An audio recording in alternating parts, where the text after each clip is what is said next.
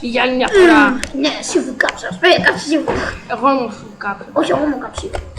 Ναι, τα πάω. Όχι πάλι αγελάδα μου, αισθάνομαι. Σε κοιτάει. Σταμάτα. Θες να τα φτιάξουμε. Θες να παντρευτούμε. Περιμένω μια απάντηση. Άμα δεν Απάντα μου! Εν τω μεταξύ, μόλις σε κοίταξε το μάτι. Όχι, όχι, μην της κάνεις τίποτα. Τι θες πες να κολλάει. Μαλάκα, τι τα πως πάει με το πλάι. Michael Jackson style. Στείλε.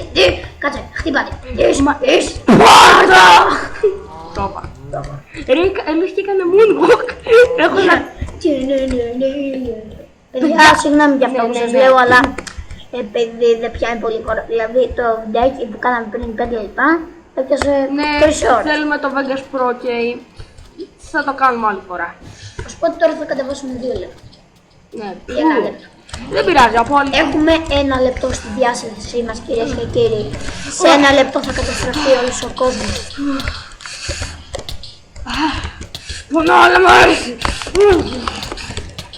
Εντάξει, τι. Λίγο κέικ φάση, αλλά... Ποιος το χέρι. Και στο γκέι βρεζόν. Όχι, όχι, όχι. Όχι, Πας καλά. βρες Θα το αρχίσω... γκέι. Θα βρίσκω το Θεό μου, ρε. Πας καλά. Εκεί πιστεύω. Να σου πω κάτι. Κάνουμε το γκέι. Όχι πλάκα. Μου γύρισες πλάτη. Να πάω να γαμηθείς. Τι είπες ποιος σχέζει το γκέι. Δεν είσαι γκέικας. Νίκολα, ας χύψουμε να δούμε. Ναι, πρέπει. Έχουμε Καλά, ναι, τέλος πάντων. 10 δευτερόλεπτα στη ζωή. Περίμενε, πρέπει να πω λόγια. Σταμάτα, σταμάτα.